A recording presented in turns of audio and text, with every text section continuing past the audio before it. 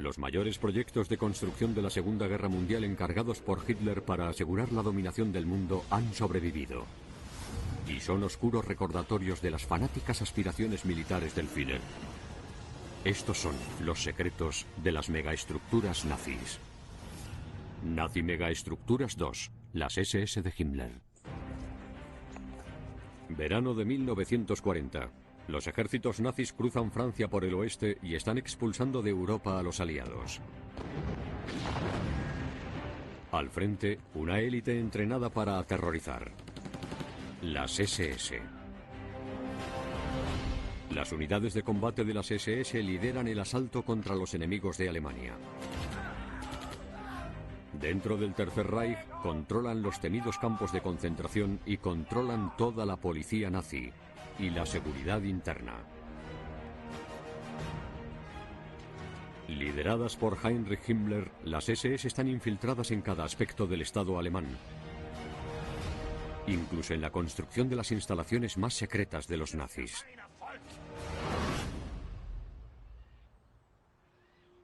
Los restos de las construcciones de las SS todavía pueblan los campos europeos. El arqueólogo del campo de batalla, el Dr. Tony Pollard, se ha adentrado en los bosques del oeste de Polonia para explorar una de las estructuras más grandes jamás construidas por las SS y conocida como Proyecto Gigante. Esto parece un yacimiento arqueológico. Casi parece una ciudad perdida en la jungla, pero no lo es. Todo es hormigón y acero, y los cimientos llegan a mucha profundidad. Hay cámaras y habitaciones ahí abajo, y la escala de este proyecto es increíble. Iba a cubrir alrededor de 35 kilómetros cuadrados. Es una construcción increíblemente ambiciosa que nunca fue terminada.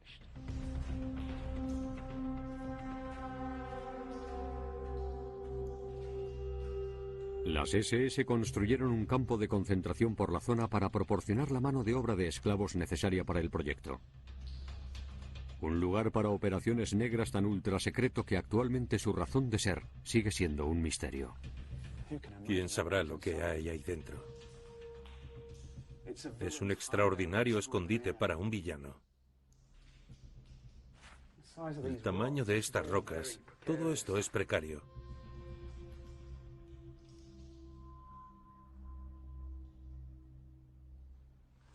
Sabemos que hay 8,5 kilómetros de túnel, pero quizá haya 8,5 metros más por descubrir. Esta es una de las miles de instalaciones creadas por las SS, una élite de armas humanas que eran uno de los pilares de la Alemania nazi. Los orígenes de las SS se remontan a casi 20 años atrás, cuando Hitler llegó al poder. 1925. Alemania es un estado al borde del colapso tras su derrota en la Primera Guerra Mundial. La furia del pueblo es extrema. Un joven Adolf Hitler lidera un movimiento político ultranacionalista, el Partido Nazi. Hay muchísimo desempleo. Hay una crisis económica y una hiperinflación, y eso allana el terreno para la violencia, el vandalismo y todo tipo de cosas malas. Ofrecen una salida para la rabia individual. Cuando empieza a recibir apoyo, Hitler se vuelve el objetivo de los oponentes políticos. Crea su propio cuerpo de guardaespaldas para protegerse. Su nombre es la Schutzstaffel, o patrulla de protección más conocida como las SS. Cuando está en el atril dando discursos, deben asegurarse de que está a salvo y de que puede decir lo que tiene que decir. Un joven desilusionado inspirado por Hitler es el auxiliar administrativo de 25 años, Heinrich Himmler. Himmler culpa a los judíos de la derrota de Alemania en la Primera Guerra Mundial. Le mueve el deseo de erradicar a los grupos étnicos no germánicos.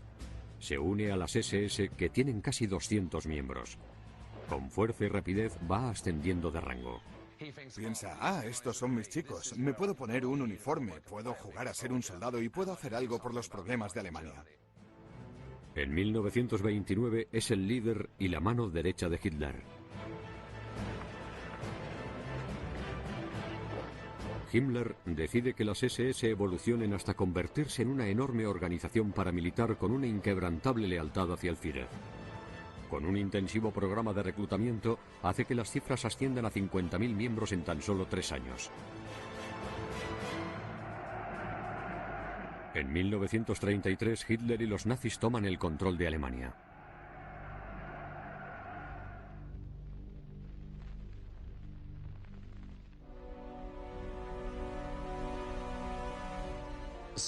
De repente, cuando Hitler asume el mando, ya no solo hay que protegerle a él, hay que proteger al Estado y también a la policía, y la red se hace cada vez más grande.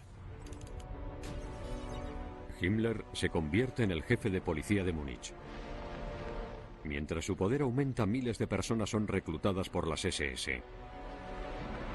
El número asciende a cerca de 200.000, dándole a Himmler el poder necesario para dar el siguiente paso. Una de las formas en las que pueden ejercer las SS es ayudando a librarse de muchos de los oponentes políticos de Hitler. Y por eso Himmler desarrolla la idea de los campos de concentración. Creó una enorme zona para acordonar a los prisioneros políticos, meterlos ahí y apartarlos de la sociedad. Dejaron de ser un problema. Himmler construye el primer campo de concentración en las afueras de Múnich, en la ciudad de Dachau.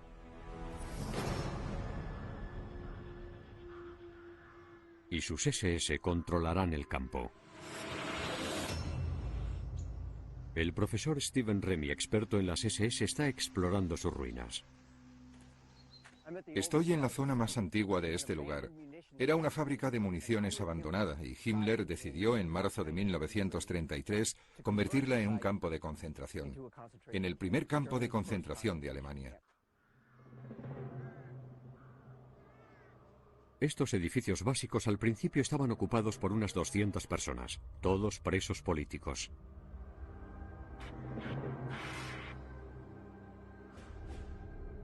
El prototipo del campo de concentración contiene 11 barracas rodeadas por alambradas de espinos y 3 torres de vigilancia. Himmler decide usar Dachau para llevar a cabo su siguiente objetivo. Quiere ampliar las SS hasta convertirlas en una organización que controle toda la nación alemana. Dachau iba a convertirse en un complejo para entrenar a las SS, no solo como guardias de los presos de ese campamento y de otros, sino como parte de la infraestructura del terror que sería controlada por las SS. Himmler necesita un líder en el campamento que sea capaz de aterrorizar a los prisioneros y de controlar a los letales batallones de guardias de las SS. Elige al exsoldado y terrorista convicto Theodor Eicke. Theodor Eicke fue el primer líder importante en Dachau. Es el hombre en quien confía Himmler para hacer el trabajo de campo en la reestructuración de la sociedad alemana, usando los campos de concentración como plataforma, como base. Himmler ve en él potencial para crear una infraestructura del terror.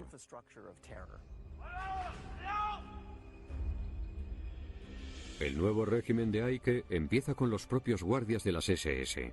Los llama Totenkopfverbande, o Unidad Principal de la Muerte. Su insignia es una calavera y unas tibias cruzadas.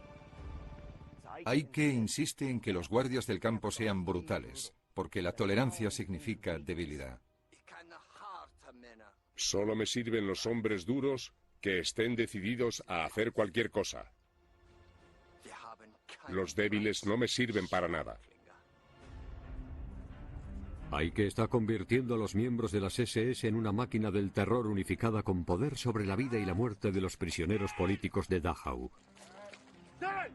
En 1934 más de 2.000 están encerrados y Himmler ve la oportunidad de explotarlos.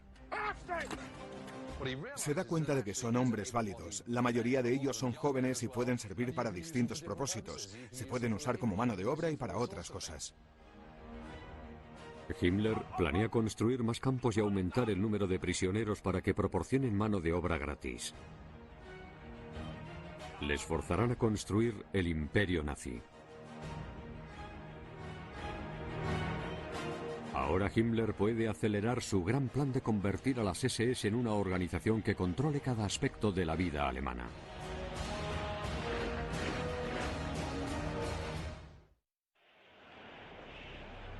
El sueño de Himmler es crear una Alemania de raza pura. Pero primero debe instruir las mentes de los hombres de las SS para que crean en su causa. Recurre a la mitología para justificar sus oscuros deseos. Himmler es, en gran medida, un fantasioso. Recuerda los mitos y leyendas que leía cuando era niño. Los cuentos sobre los caballeros teutónicos, sobre heroísmo. Algo así como el rey Arturo y los caballeros de la mesa redonda. Ve a las SS como una especie de orden de caballería a la que deben pertenecer todos los alemanes auténticos. Altos, musculosos, rubios y con los ojos azules, a pesar de que, en el alto mando nazi, casi nadie sea así. Himmler establece unos requisitos que deben cumplir todos los miembros de las SS. Una vista perfecta, al menos medir 1,80 m y tener 2 siglos de ancestros puros alemanes.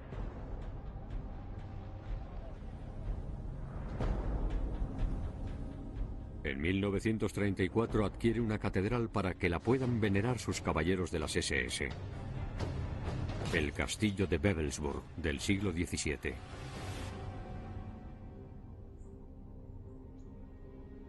«80 años después, el ex oficial de la Armada Británica, Patrick Berry, está explorando lo que queda de la visión de Himmler. Estamos fuera de una de las torres de vigilancia de Wewelsburg, y lo que podemos ver es el contorno de uno de los emblemas más famosos del mundo. Junto con la esvástica, las runas de las SS eran el sinónimo del mal en el mundo. Los hombres que había aquí eran guardias de las SS. Y una de las cosas más interesantes es esto, porque es una mirilla. La idea era que el soldado que estuviera dentro pudiera ponerse el rifle en el hombro y disparar en caso de ser necesario. Se nota que el soldado de dentro debía de ser más alto que yo. Y lo irónico de todo esto es que aquí habría un soldado alto y rubio saludando a Himmler cuando éste entrara en su castillo. Cuando el propio Himmler llevaba gafas y medía menos de 1,80 m, los criterios que él exigía para los soldados de las SS. La idea de Himmler con Wewelsburg es convertirlo en el lugar espiritual definitivo para el poder nazi. Se embarca en un enorme proyecto de restauración. Himmler elige el castillo de Wewelsburg porque está cerca de la batalla histórica del bosque de Teutoburgo. Y en aquella batalla, las tribus germánicas vencieron a los romanos, y eso supuso una era dorada en la historia de Alemania. Pero este lugar también es un cementerio y un lugar de culto. Así que Himmler está uniendo mucha historia y tradiciones, y luego diciendo que Wewelsburg representa todo eso.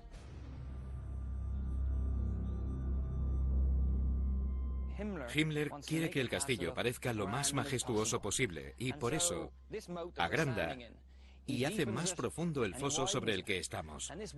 Y este muro y este puente son nuevos, porque él los hizo más grandes y más anchos, para aumentar la grandeza. Ahí arriba tenemos una gárgola con el año 1934 grabado, que es cuando restauraron el puente. El foco de atención de todo el complejo es el Salón de los Líderes Supremos. Una habitación circular con 12 columnas que representan a Himmler y a un grupo de los caballeros de las SS, imitando el estilo de los caballeros de la leyenda del rey Arturo. En el centro del suelo de mármol hay una decoración basada en el símbolo tribal alemán del sol. Cada una de sus puntas señala a una columna. Y alrededor del símbolo había una mesa circular gigante dispuesta para Himmler y sus caballeros. Bajo tierra, debajo del Salón de los Líderes Supremos, está la misteriosa cripta. En el centro del suelo hay un círculo hundido, y junto a él hay una palangana. Y dentro de la palangana hay una tubería de gas. Se cree que Himmler pretendía que una llama eterna ardiera por los agentes muertos de las SS. Podemos ver que ahí arriba, en la cúpula, está la esvástica, y que hay ventanucos para dejar que entre la luz justo hasta el centro del círculo, para iluminar este lugar. Lo que Himmler está tratando de hacer es crear un etos, una tradición, un ritual para su organización, que esté basado en el pasado, pero también, por supuesto, en su destino. Himmler está transformando el edificio en el centro espiritual de su culto para las SS. Puede parecer que este trabajo de piedra lleva años aquí, pero de hecho solo es un revestimiento de hormigón. Es un poco como las ideas, mitos y tradiciones de Himmler.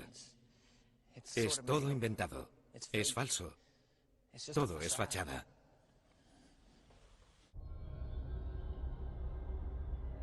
En 1936, Himmler recibe el control de todas las fuerzas policiales alemanas. La organización de las SS ahora tiene dos facciones principales: la Allgemeine, que controla la policía y la seguridad interna, y la Totenkopfverbände, que controla los campos de concentración.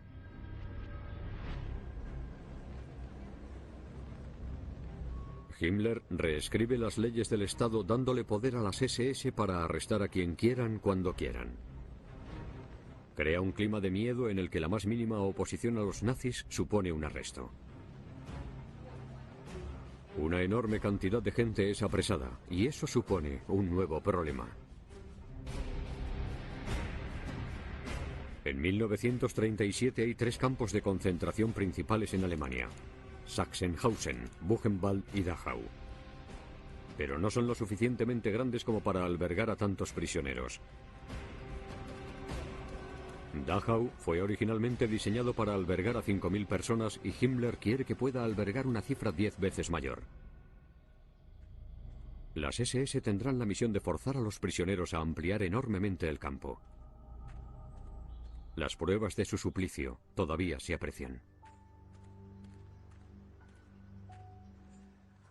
Estoy en el Jurhaus, el principal edificio administrativo del campo de prisioneros. Cuando los prisioneros entraban en Dachau tenían que pasar por debajo de este arco y pasar por la verja. Después veían esto: Arbeit macht frei, significa el trabajo os hará libres. Era una de las mentiras más perversas que las SS les contaron a los prisioneros. Esta verja, al igual que el resto del edificio, fue construida por los prisioneros.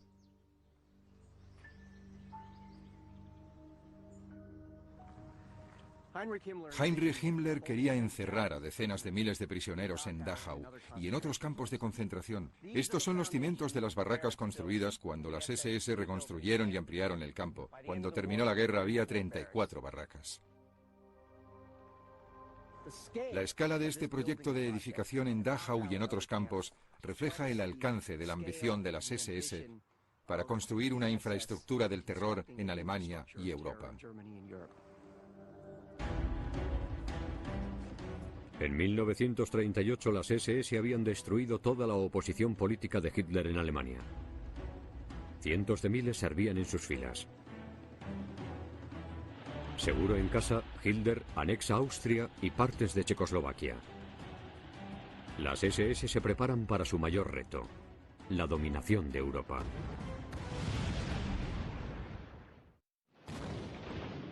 Mientras la Alemania nazi se prepara para la guerra, Himmler quiere que las SS estén a la cabeza de la lucha. Crea una facción militar de su máquina: las Waffen-SS. En 1939 hay cerca de 250.000 de gente afiliada a las SS, pero no tienen ningún entrenamiento militar formal. Son policías, guardias de seguridad, guardias del campamento, y eso es distinto a ser soldados curtidos en la batalla. Durante los preparativos para la guerra venidera, Himmler construye una instalación de entrenamiento militar en la ciudad de Bad Tölz. Partes de su estructura todavía se pueden reconocer. Esto es Bad Tölz, y aquí es donde Heinrich Himmler decide construir una academia para entrenar a la élite política y militar de las SS. Estas 2 torres marcan la entrada de la academia. La academia está diseñada para entrenar a los oficiales de élite para que estos lideren a los futuros ejércitos de soldados de las SS. Cuando Himmler crea esta academia tiene en mente como modelo básico Sandhurst en Gran Bretaña o West Point en los Estados Unidos, pero va a ser mucho más que eso. Junto con 5 horas de educación política a la semana, Bad Tölz se centra en el entrenamiento militar y en el atletismo. Heinrich Himmler sentía una extraña fascinación por la aristocracia británica, por la élite británica. Creía que esta élite dominaba la sociedad británica y esperaba que las SS cumplieran una función similar en Alemania. Algunas de las actividades físicas, algunas de las actividades de recreo en las que se entrenaban los oficiales de Bad Tolls reflejaban su fascinación por la élite británica, por montar a caballo e incluso por el cricket. A principios de 1939, Bad Tolls está preparando a cientos de oficiales de las Waffen-SS al año. La estructura de las SS de Himmler ahora tiene 3 partes. La Totenkopfverbande dirige los campos de concentración. Las Allgemeine SS controlan la policía y la seguridad, y las Waffen-SS son la facción de combate militar. En septiembre de 1939, Hitler está preparado para la guerra y planea atacar Polonia. Tiene que encontrar una excusa para justificar la invasión de Polonia. ¿Y quién puede hacer eso por él? Bueno, solo va a dirigirse a una organización, y esa es la de las SS de Himmler.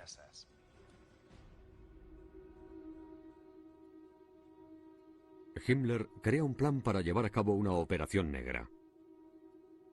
Decide fingir un ataque a una emisora de radio alemana en Gleiwitz, junto a la frontera polaca.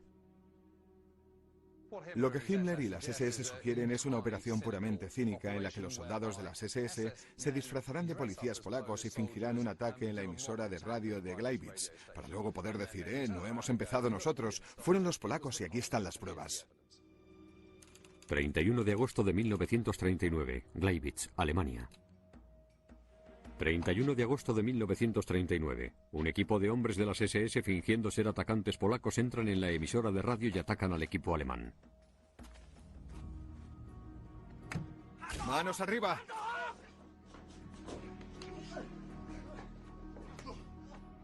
En Berlín, Himmler espera escuchando la emisora de radio.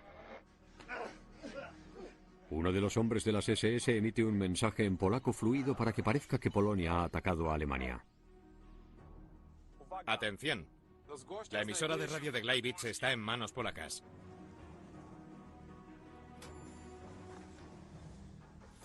Mein Führer, ya está hecho.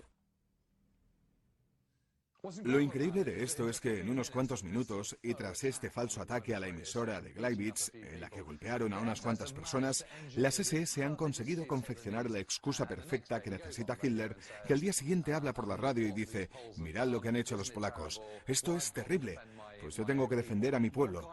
Lo que pasó en Gleiwitz demuestra que las SS no son solo un arma política, son un arma marcial, una que puede utilizarse en la guerra venidera. Gracias a las SS, Hitler invade Polonia. La Segunda Guerra Mundial ya ha empezado y las SS están a punto de expandir su reino del terror por Europa.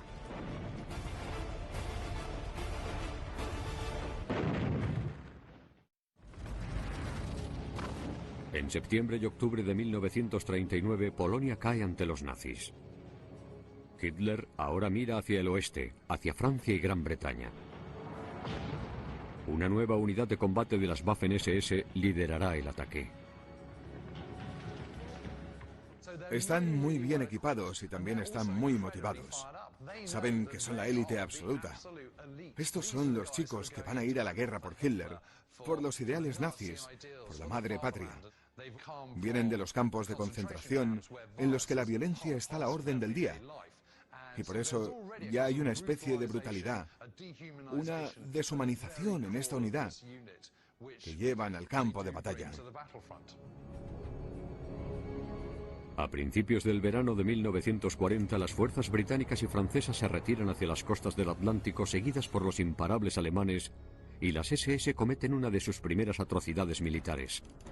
Los soldados de las Waffen-SS llegan a la aldea francesa de Le Paradis.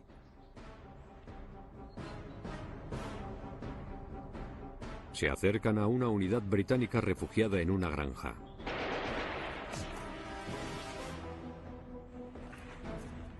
Los soldados de las SS vestidos de camuflaje empiezan el ataque.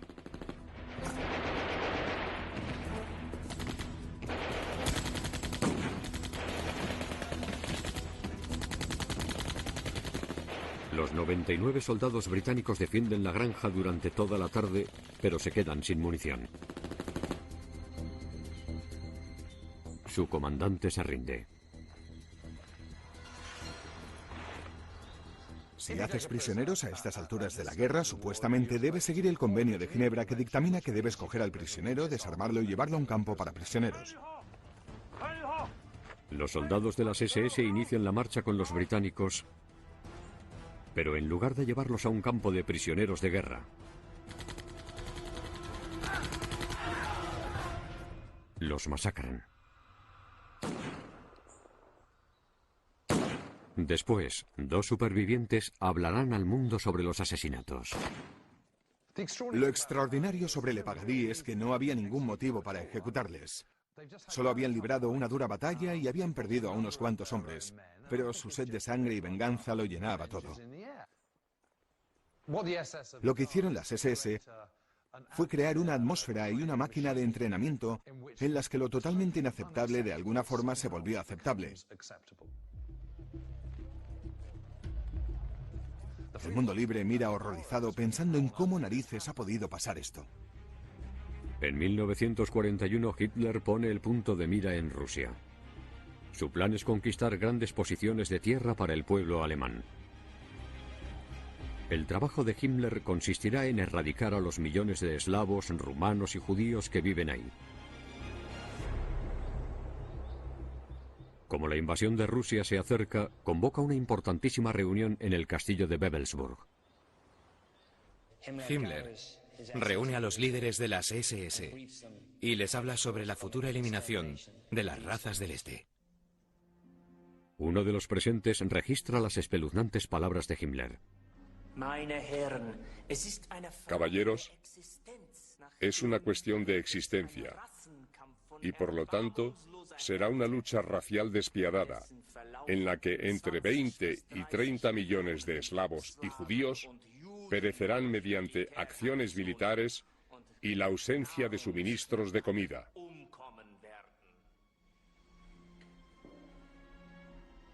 Esta idea de la invasión de la Unión Soviética, de que va a ser una guerra de aniquilación, es profundamente siniestra y evidentemente va a desatar una enorme cantidad de terror y violencia en la Unión Soviética. Y lo que van a hacer es encerrar a los prisioneros, a los indeseables, y ejecutarlos sin más. Las SS deciden que enviarán a millones de personas a los campos de concentración. Esto supone un enorme reto logístico para las SS. El reto está en mover a enormes cantidades de gente a lo largo de grandes distancias en plena guerra.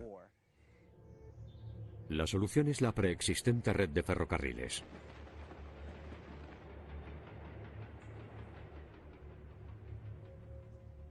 Estos restos fantasmagóricos son los restos de la red de ferrocarril que construyeron las SS y que conectaban la estación de tren de la ciudad de Dachau con el complejo de las SS y el campo de concentración de Dachau.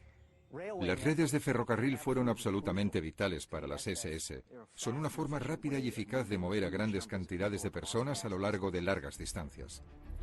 La red de ferrocarriles al completo será parte de la máquina de las SS y transportará a millones de personas por el continente. Las SS ahora están preparadas para lanzar la operación más grande y terrorífica que Himmler ideara jamás.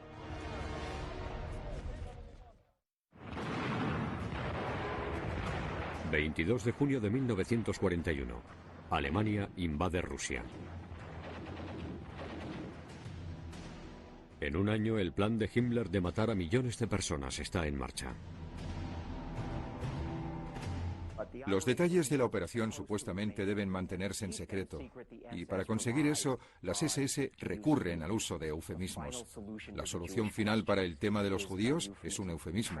Transporte al este es un eufemismo. Hay muchos de estos eufemismos que las SS utilizan para tratar de borrar sus huellas,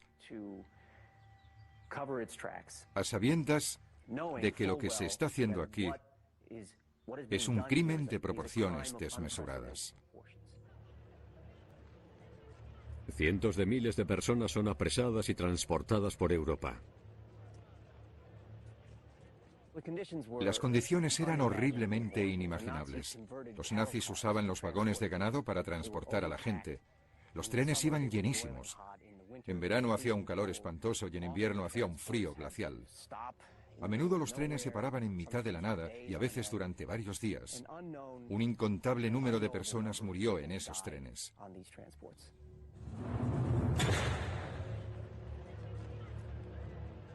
Quienes sobreviven al transporte llegan a un nuevo tipo de infierno.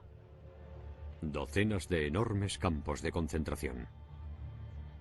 Muchos de estos campos ya no son solo campos de concentración, en los que hay prisioneros que se utilizan como mano de obra. Son campos de muerte, campos de exterminación que solo tienen un único propósito, que es acabar con la gente. Las cámaras de gas son el sistema de ejecución en masa preferido en muchos campos. Pero en Dachau se utilizan los pelotones de fusilamiento. Escondido en el bosque, a pocos kilómetros de Dachau, las SS construyeron un campo de tiro. Esta verja marca la entrada del campo, y aquí, en estos agujeros, había dos S, con la forma de rayos, el indiscutible símbolo de las SS.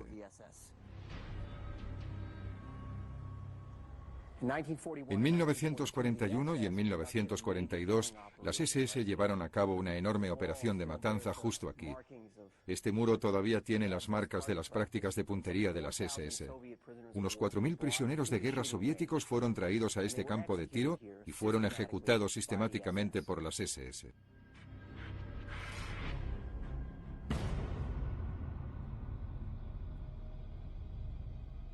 En agosto de 1943, Himmler parece estar cumpliendo su sueño de dominación con las SS.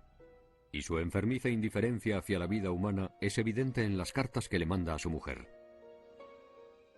En los próximos días estaré en Lublin, Auschwitz y Leópolis. Te deseo lo mejor, que tengas buen viaje y que te diviertas con nuestra hijita. Muchos besos y buenos deseos. Las SS de Himmler operan con sus propias unidades militares en los campos de concentración y con las fuerzas policiales. Himmler tiene en mente un intenso programa de limpieza étnica y controla un imperio que llega a cada parte de la Europa ocupada. La escala de su ambición, el alcance que tuvo, la enormidad de sus crímenes no tienen precedentes en la historia. Pero la balanza está empezando a inclinarse en contra de la Alemania nazi. Los rusos están luchando.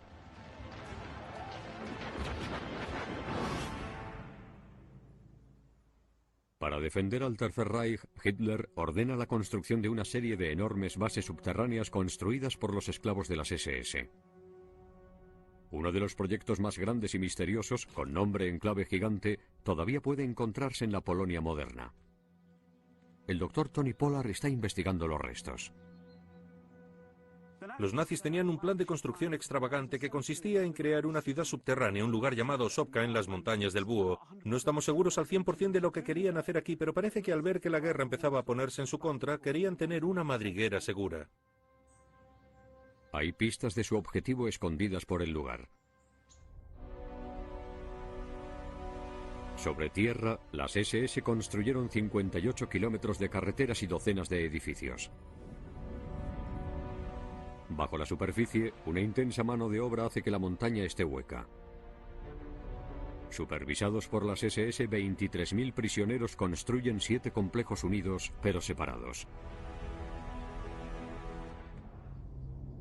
Una de las entradas por la montaña todavía es accesible.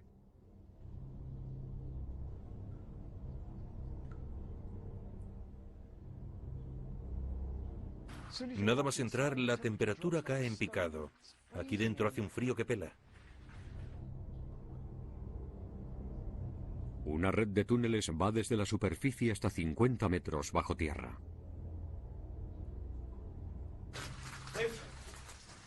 Han picado a mano la roca. Se ve dónde han usado los picos. Y esa es la cuestión. No es un ejercicio mecánico. Hacer un agujero en esta montaña tuvo que requerir el trabajo de miles de trabajadores durante mucho tiempo. La base está diseñada para atrapar a los atacantes en espacios confinados y soportar un largo asedio. Vaya, ¿qué es esto? Dios mío, ¿qué es esto? Esto es una sorpresa. Ahora ya solo hay rocas, pero en esta cámara lateral hay una edificación de hormigón que parece un fortín. Voy a usar una linterna porque aquí hay mucha oscuridad, sorprendentemente.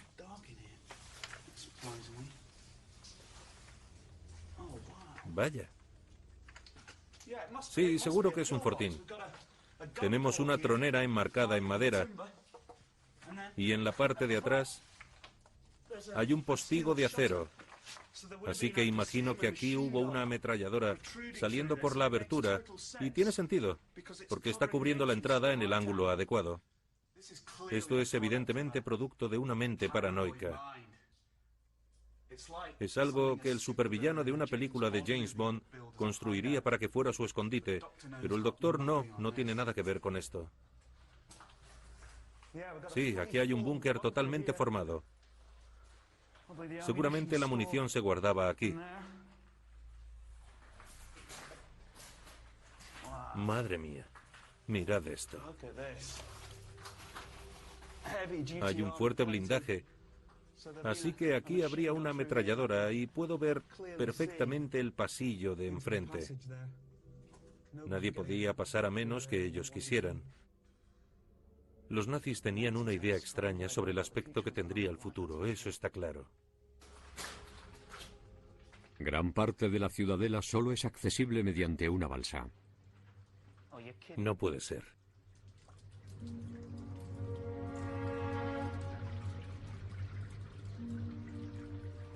Esta sección del sistema de túneles está completamente inundada. Antes solo caían algunas gotas, pero esto es mucho más que eso. Es una gran muestra de lo difícil que sería trabajar y vivir bajo tierra, porque el agua iba a ser un problema constante, porque se filtraría por las rocas y crearía pequeños riachuelos subterráneos. De modo que parte de la infraestructura de lo que fuera que se estaba construyendo aquí debería tener un sistema de bombeo que me imagino que estaría funcionando las 24 horas para mantener este lugar medianamente seco. Si algo fuera mal aquí, nos quedaríamos atrapados como ratas de alcantarilla. Mientras que los civiles alemanes sufren el ataque aéreo de los aliados, los cada vez más escasos recursos de Alemania se desvían hacia el proyecto gigante. Se utilizan 500.000 de toneladas de hormigón. La enormidad de este proyecto da pie a una de las teorías más plausibles para su uso: una fábrica de armas y un cuartel general para Hitler, Himmler y las SS. Lo que quiere conseguir es alargar la vida del Reich. De hecho, pretende que sea inmortal, y al hacer eso, también conseguirá ser inmortal él. Seguir con esa idea y continuar con el esfuerzo de guerra, incluso cuando a tu alrededor todas tus ciudades ya han sido destruidas, construir fábricas subterráneas y fábricas en las laderas de una montaña es una auténtica locura. Es un uso demente de recursos, incluso aunque esos recursos sean mano de obra de esclavos. En el verano de 1944 se estima que falta un año para completar la construcción del complejo. Pero los rusos están avanzando. Y en junio, los aliados del oeste efectúan el día D. Para Himmler, los nazis y las SS, la guerra está terminando.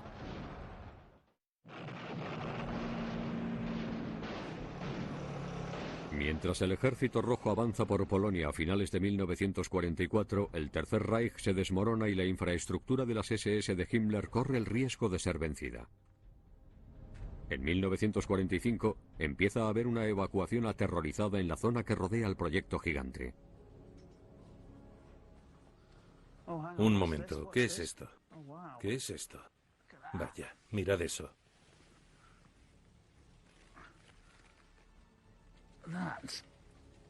Es un casco de acero.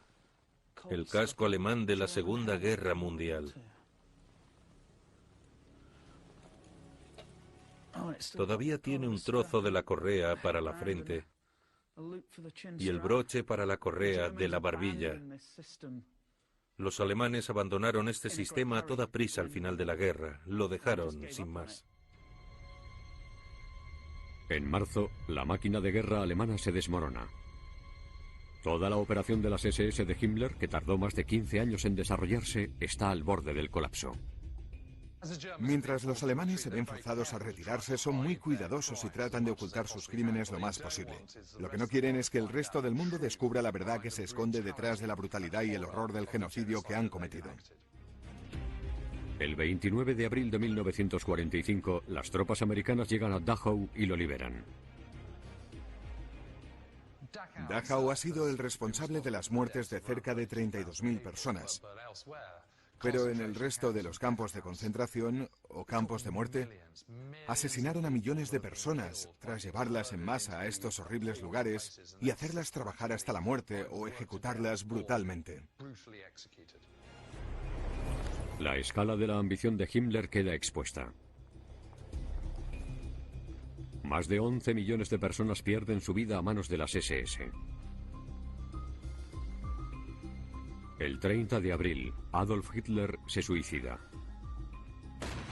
Pero Himmler fantasea con escapar. Hitler se ha suicidado. Todo ha acabado. Alemania está en la ruina, pero Himmler no tiene ninguna intención de tirar la toalla.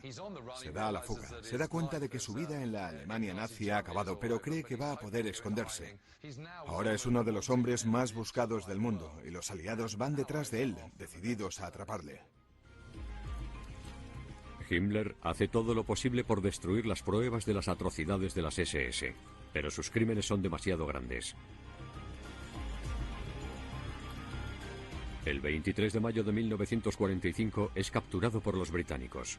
Durante una revisión médica muerde una pastilla de cianuro y se suicida.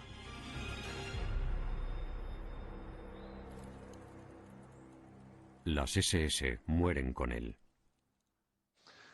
Al final de la guerra, esta enorme estructura que había sido una parte tan crucial del Tercer Reich y que estaba infiltrada en casi todos los aspectos de la máquina de guerra nazi, de repente explota. Casi inmediatamente, las SS, esta enorme estructura, esta enorme organización deja de existir. Miles de miembros de las SS son juzgados por toda Europa. En Dachau, un tribunal especial militar americano sentencia a 420 de ellos a muerte. Se dictamina que las SS son una organización criminal. Se supone que iban a ser un ejemplo de la pureza y misticismo del Tercer Reich, pero en realidad se convirtieron en el retorcido símbolo del mal que provocó la Alemania de Hitler. El horripilante legado de las SS de Himmler es un recordatorio de los horrores del nazismo.